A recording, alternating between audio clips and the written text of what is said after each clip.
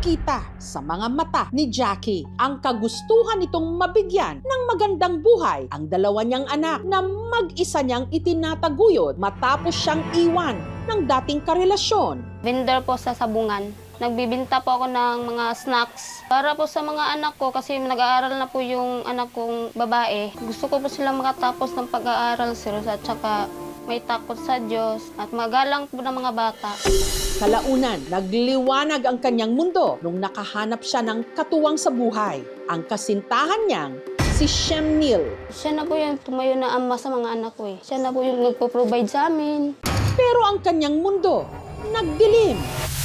Nang nitong Oktubre, siya'y nabulag.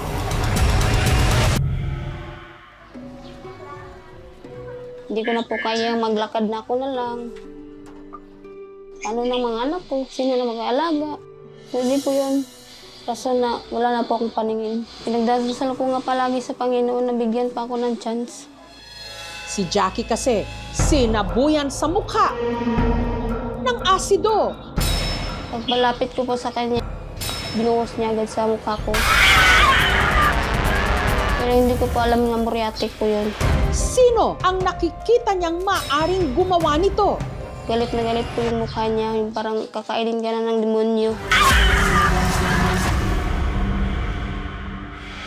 Mula nung nawalan ng paningin, umikot na lang ang mundo ni Jackie sa 4 na sulok ng kanilang bahay dito sa Cagayan de Oro City.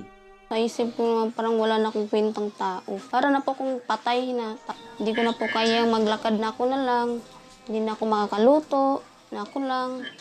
Hindi ko na kaya maglaba. Hindi ko rin kaya na maligo na ako lang pupunta ng CR. Ano ng mga anak ko? Sino na mag-aalaga? Ang nagsisilbi niya ngayong mga mata, ang kasintahan niyang si Shemnil. Kung saan siya pumupunta, nandun ako. Ganito ko po siya pinapakain araw-araw. Sinusubuan. Kasagaran po kasi, hindi niya po makaya na siya lang mag-isa. Almost 3 months na din po ako walang trabaho, sir. Kasi nakapokus po ako sa kanya. Hindi ko pa kasi kayang iwan. Si Jackie, na love at first sight daw noon sa kabarangay niyang si Shemnil. Mapagmahal, maalaga, hindi na nanakit ng mga bata. Hanggang nagdesisyon silang magsama na. Pero gaya ng ibang magkarelasyon, may mga pagkakataon ding meron silang hindi na pagkakasunduan. Gaya na lang nung pagtatalo nila nitong nakaraang taon nang kamustahin ni Shemnil ang anak ni Jackie. May nakita po kasi akong pasa sa niya noo. Sabi ko na, anong nangyari sa noo ng bata? Bakit may pasa? Wala din akong alam kung ano nangyari. Tapos yun na po. Nagalit siya, sabi niya wala ka nang pakialam. Tapos doon na nagsimula po. Nag-text po siya sa akin na, "Uy, ano nung mukha ng bata? Bubo ka ba? Hindi mo alam na nandito ako."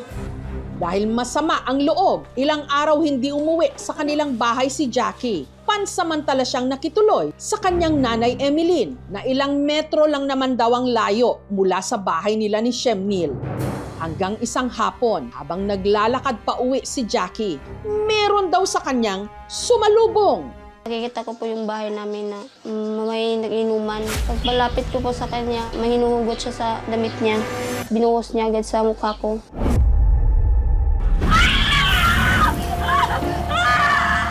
Pero hindi ko po alam na muriatic po yun. Pinikim-kim ko po yung hapdi ng mata, ng ilong. Hirap huminga. Ngunit bago tuluyang lumabo ang kanyang paningin, naka-eye to eye pa raw niya ang salarin. Galit na galit po yung mukha niya, yung parang kakainin ka na ng demonyo. Ang nagsaboy sa kanya ng asido, walang iba, kundi ang kanyang kinakasama, si Shemnil. Binuhusan ako ng tubig para hindi ma-update. Hanggang dinala na po ako ng papa ko sa ospital. Pero dahil sa tindi ng chemical na isinaboy sa kanyang mata, si Jackie tuluyang nabulag. Kasi hindi naman po kami ganyan mag-aaway eh. Hindi po kami nagsasakitan. Hindi ko na po alam kung anong gagawin ko. Siya po yung superhero ko, bali sa buhay ko. Masakit para sa akin kasi nasarapan ako ng pangyayari, wala akong nagawa eh. Sinuntok ko po. Ang ina ni Jackie na si Emeline, nagsampa ng kaso laban kay Shemnil. Wala lang mga pungangod. Grabe nila pagkuhan sa ako anak. Halos sila patyo na diri sa kaugalingon sa balay. Hindi ko makadawat na tag-ingana ni Jasira na ako anak, sir. Sumurrender po ako sa kanila. Pagdating po sa police station, sir, doon na po ako natauhan. Iniisip ko po na bakit ko po nagawa yun, may mga anak pa po siyang maliliit. Iniyak ko na lang po lahat yung natauhan po ako. Parang hindi po ako makapaniwala sa nagawa ko. Pero paglilinaw ni Shemnil, hindi raw ang masasakit na salita na binitawan ni Jackie ang nag-udyok sa kanya na gawin ang krimen. Nung nagpakalayo-layo raw kasi noon si Jackie, meron siyang nadiskubre. Kita ko yung mga chat ng lalaki sa kanya. Nakasave po yung messenger niya sa cellphone ko. Nakita ko po yung chat ng lalaki, may mga bastos. Mag-chat daw sila, tapos in. Kahit sino namang lalaki magsisilos. Kinumpronta ko po siya, nagalit siya, sabi niya wala ka nang pakialam. May nag-chat po sa akin yung random boy. Uy, kamusta ka na? Kausap tayo. Sasama ka ba? Siyempre, may mga anak ako, hindi ako sumama. Na-down po ako sa sarili ko, sir, kasi ginawa ko naman lahat. Tapos yun lang yung binibitawan niya salita. Sinabihan ko na po siya na ayusin namin, kawawa yung mga bata. Ayaw niya po talaga nagmamatigas po. Hanggang na-block na po ako. Iniisip ko po na nga sasama siya sa lalaki. Nang dilim na po yung paningin ko noon pumasok ko sa CR. Kita ko yung muryatipan ko na po yung kunin tapos itago po yun sa damit. Pagdaan niya po,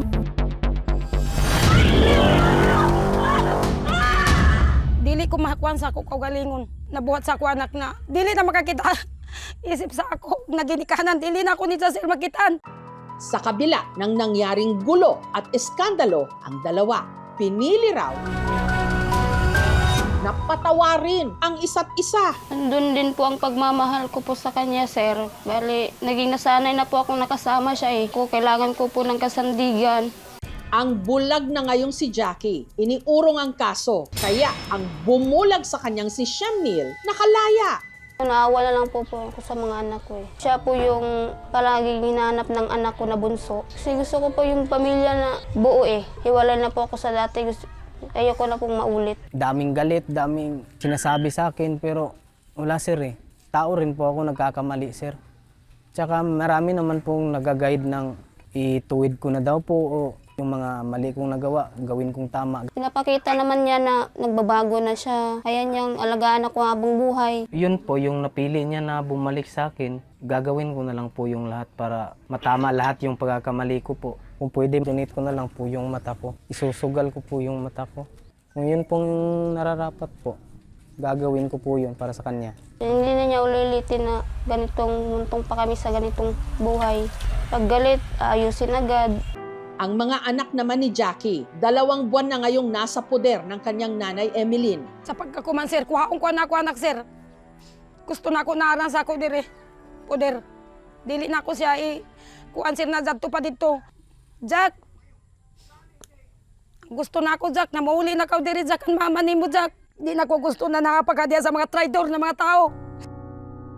Sabi po ng mama ko, ano ka ba? Isipin mo naman sarili mo. Kawawa mga anak mo. Hindi lang yan gawin sa'yo bukas. Baka pag uwi mo, patay ka na. Sabi ko lang po, hindi mama. Ayusin ko po to. Hindi po siya ganyang tao. Galit po sila sa akin. Kasi tigas po daw ulo ko. Pero ikaw Jackie, hindi ka natatakot na baka maulit-ulit? Hindi naman po. Bakit? May tiwala po ko sa kanya Paano kung dumating sa panahon na maulit-ulit?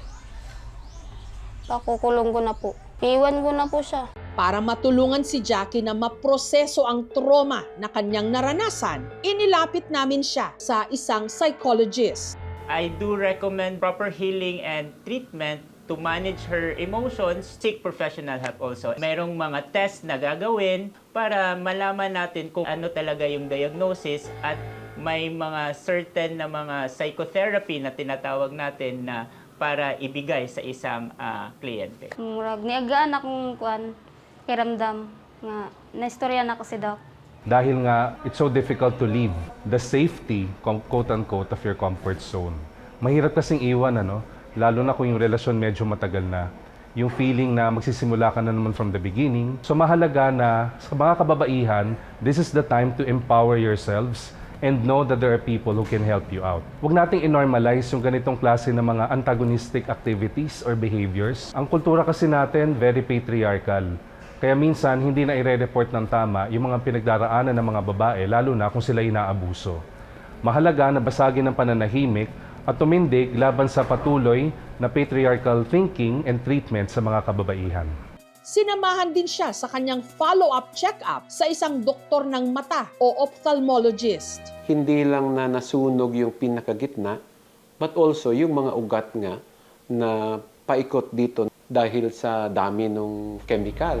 Or, pangalawa, baka dahil it took them 1 hour from the time of the incident. Yung pag nasabuyan ka ng chemical sa mata, dapat within minutes, dapat mabigyan ka ng lunas. Pero it so happen na yung dalawang mata napuruhan eh. Talagang medyo malaki yung damage na nangyari. Nag-assume ko na pwede pa. So yun, malalaman ko pala na sobrang liit na. Pero kahit ganun, tatanggapin ko na lang po dahan-dahan na ganito na talaga ako. Kasi walang mangyayari kahit buong araw ka pang umiyak ng dugo, walang magbabago. So, tatanggapin ko na lang po siya dahan-dahan kasi hindi ko pa po siya tanggap ngayon totally. Samantala, dahil 2 buwan na ring hindi nakakasama ni Jackie ang kanyang mga anak, ayon na rin sa kanyang kahilingan, pinagtagpo namin sila. Nalagi ka. Nasiksi ka ayo. Kiss ko, be. Kiss mo nga, be. Naroon din ang kawani ng barangay para mamagitan. Nasayo na ko kung gabi na ako kin problema, Ken. Kuha ang pagkasod kin, saksak na nagsoon, Ken. Hindi na ako na makaya, Ken, ang problema, Ken. Sabi mo dyan si Mama sa tatlong gabing ningaw kayo si Mama. Dak, yung bumaligoon ka sa kung saan ta naman, Jack. Ingana naman ka, Jack. Jack, saan naman ka?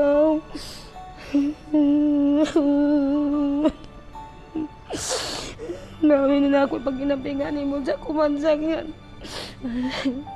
Noon saan naman ka, Jack. Magpakaligong lamang ka sa kasawi mo mga anak, Jack. Tamas ng panty pa ka. Pero, ang kuan lang kay nasa tabok ra ka.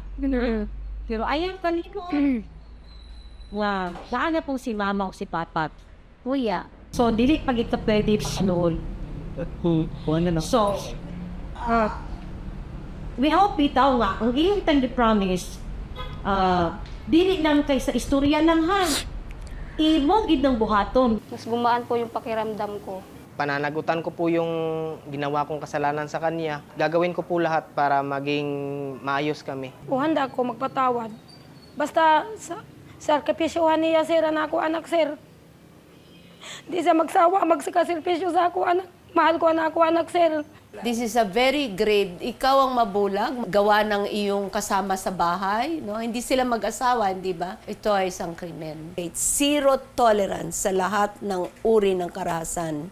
Kung mayroon silang nararanasan, mag-report sila kung criminal offense, magpumunta na kagad sila sa women's desk ng police o pumunta for counseling. Dahil sa dinesisyonan na niya yan, ang may tutulong na lang ng mga kamag-anak ay bantayan. Kapag naulit pa uli yung pananakit, no, at hindi maganda ang samahan, doon na siguro kailangan talagang maghiwalay na. Ang pag-ibig, marunong magpatawad. Pero paano kung hindi nito kayang ibalik ang paningin? Minsan, ang pinakamalinaw na desisyon ay ang hindi na muling magbulag-bulagan.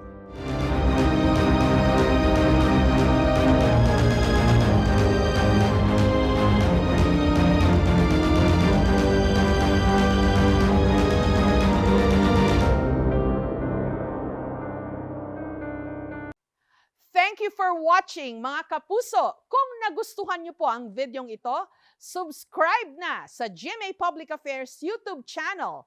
And don't forget to hit the bell button for our latest updates.